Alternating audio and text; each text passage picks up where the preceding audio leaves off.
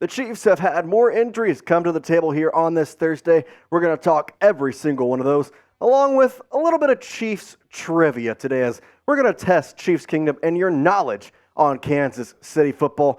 And to end the show, we're going to talk about, well, the backup QB situation with the Chiefs and whether or not Blaine Gabbert is the guy or if the Chiefs will look elsewhere to try and fill that role. We have it all coming up for you today on the Chiefs Report.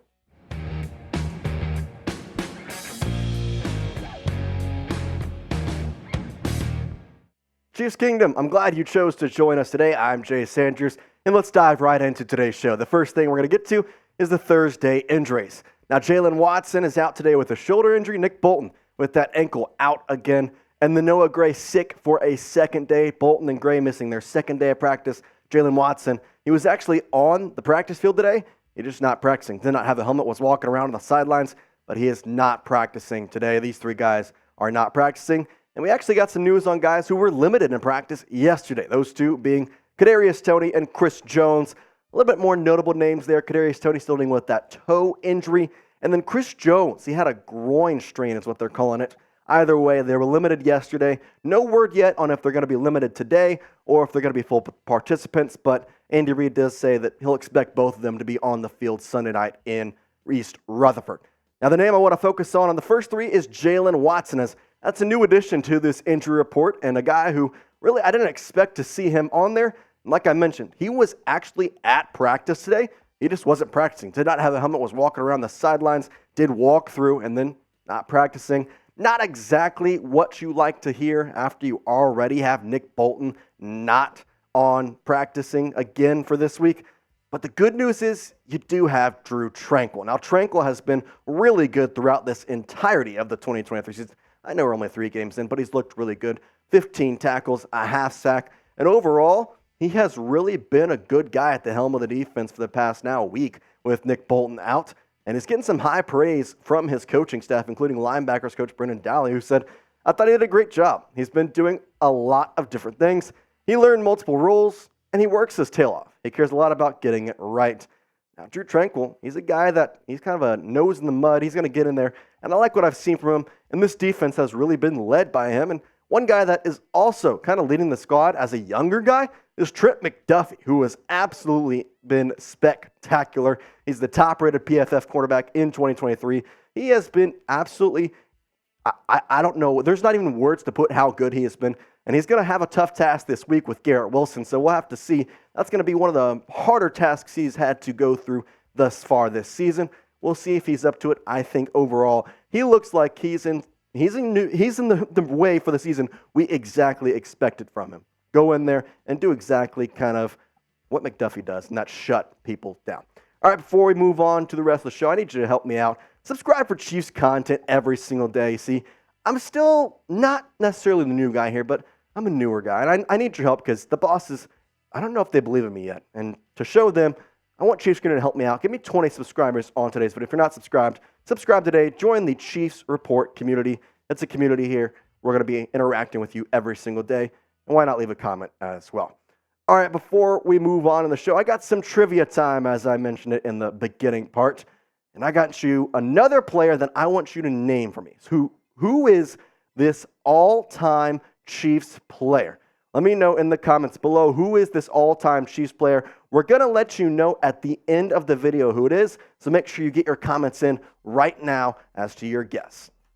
Before we move on to the backup quarterback situation, I got to tell you about Prize Picks. Now, Prize Picks is the easiest and most exciting way to play daily fantasy sports, as Prize Picks adds a ton of excitement to the sports viewing experience. Watch your progress update in real time, win up to 25 times your entry amount, and cash out your winnings with quick scoring, settling, and withdrawals. With Prize Picks, it's just you against the numbers instead of battling thousands of other players, including pros and sharks. You pick more than or less than on 2 to 6 player stat projections. Go to prizepicks.com/CLNS and use code CLNS for a first deposit match of up to $100. And with Thursday Night Football coming up tonight, I got some mores for you because I'm telling you, if you want to win on your entry, use this one because more is always the way to go. And I'm taking more with Amon-Ra St. Brown, 77.5 receiving yards. He's had 102 the past 2 games against a pretty. Jair Alexander is going to be there, but I'm expecting him to get more than 77.5. Jahmyr Gibbs, 57.5. David Montgomery is playing, but we don't know to what extent. I think Jahmyr can get more than 57.5. And then Jordan Love, 222.5. That's not that much for a quarterback. I think the young guy can get it done, get them more, and do that as well. If you want to get in on this tonight, use code CLNS for a first deposit match of up to $100. Prize Picks, it's the super simple way to play. I made my picks less than 60 seconds, and with Prize Picks now offering Apple Pay, I got my deposit into my account really quickly. Again, go to prizepicks.com/CLNS and use code CLNS for a first deposit match of up to $100. All right, let's go into the backup QB situation. I mentioned it at the top of the show, but Blaine Gabbert did not look good this past Sunday when the Chiefs took on the Bears. And yes, it was garbage time. Yes, 2 interceptions. One was not his fault, at least, maybe both. But at the same time, you can't fault the numbers. He just did not look good. So what could the Chiefs do to get a different backup QB? Well, there's kind of a lot of things that we could dive into, but before I even get into that, I think I have to ask the question of, would you like the Chiefs to get a different backup QB? Now type Y for yes or type N for no, because maybe Blaine Gabbert was just a one-off game, and at the same time, you hope Patrick Mahomes is not injured, and maybe you don't need one. So would you like the Chiefs to get a different backup QB? Type Y for yes or type N for no. The first question we have to ask is, who is available? Now, this can kind of be answered by heading to the free agent market and seeing the top quarterbacks. Now, I put together the 5 guys that I think would be the top free agent quarterbacks in my mind, and these are the guys: Carson Wentz, Matt Ryan, Joe Flacco, Colt McCoy, and Nick Foles. Now, Matt Ryan, yes, he is broadcasting in the booth, but he has stated multiple times that he does not believe his career is over yet. He believes he can come back and play on an NFL roster. Carson Wentz, he's been trying out for every other team left and right. He wants to be on an NFL roster. And in fact, the biggest thing that I look at with Carson Wentz is the Chiefs had some interest in him. That was reported by Jeremy Fowler a couple weeks ago, basically saying that the Chiefs and Carson Wentz had mutual interest in each other. And overall, I don't think that would be a bad idea to bring in Carson Wentz. The stats over the past 3 seasons, I'm not going to say they're electric, but in 2021, having 3,500 plus yards, 27 touchdowns, and a completion percentage north of 60, I like what I've seen from him in that year. Last year, only playing in 8 games, the yardage wasn't exactly there, but through the first 2 games, he had the most touchdown passes along with Patrick Mahomes and Tua Tagovailoa. So, I mean, overall, he has potential, and again, he's a backup position. I just don't like what I saw from Blaine Gabbert. And Gabbert, he's never been a true starting quarterback in the NFL. So if Patrick were to get hurt, then you'd have to go to a guy who really has never been a starter. He's always been a backup. Well, Wentz, he's had starting experience, both with the Eagles, the Commanders, and with the Colts. So I don't know, but I think that would be a pretty good sign if you ask me.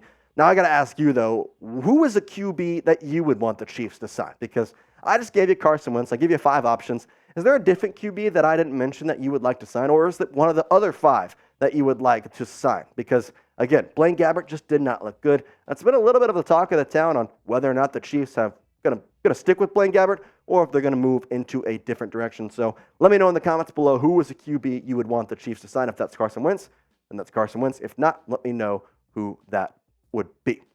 Now let me throw a different quarterback at you, because I've talked about adding a quarterback off the free agent market, but what if they decided to work a trade out? What if there was a cheap option and maybe another Indianapolis Colts quarterback? I'm talking about Sam Ehlinger. Now, he appeared in 4 games in 2022. He actually was named the starter for the last little bit there after the whole Matt Ryan debacle did not go well. He would be cheap, and overall, I kind of like what I saw from him in college. He hasn't really had much to prove in the NFL just without playing time, but college stats don't lie. 27 interceptions to 94 touchdowns. That's a pretty dang good ratio if you ask me. Playing at Texas, I mean, that's a prestigious university, and I think the biggest thing, I've mentioned it before, but he's cheap and he's young. That's the big thing. Blaine Gabbert is not necessarily the youngest guy nor the cheapest guy, but with Sam Ehlinger, well, he kind of fits both those criteria. And with Gardner Minshew, the backup quarterback in the Colts, they're not really using Sam Ehlinger right now. He's not the guy in the system. What if you chose to bring him out? And I think the biggest thing that maybe caught my eye about Sam is, well, the one guy he beat out, that was Shane Buechele.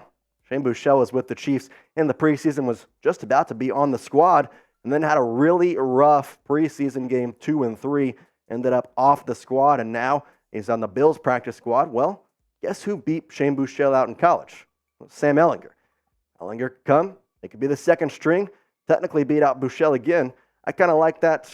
Overall, though, it'd be a cheap trade. It wouldn't have to give up much. And on top of which, I think at max, you're giving up a 4th-round pick, which, say he doesn't work out, say the Chiefs decide they don't like him, you can still draft a pretty young quarterback in the 3rd round this upcoming draft as kind of that long-term backup guy that you see, potential trade piece maybe later in his or his career.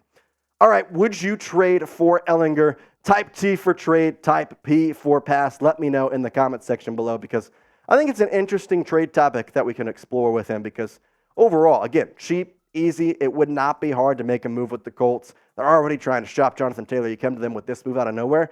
I think it would be a kind of nice little, hey, just give it to us. Wouldn't be much. Let me know in the comments again, would you trade for Sam Ehlinger? Type T for trade, type P for pass. All right, at the beginning of the show, we asked you, who is this all-time Chiefs player? Well, we're about to give you the answer. So before we do, get in the comment section. Let me know it's your last chance before I give you the answer. But this player is Derek Thomas.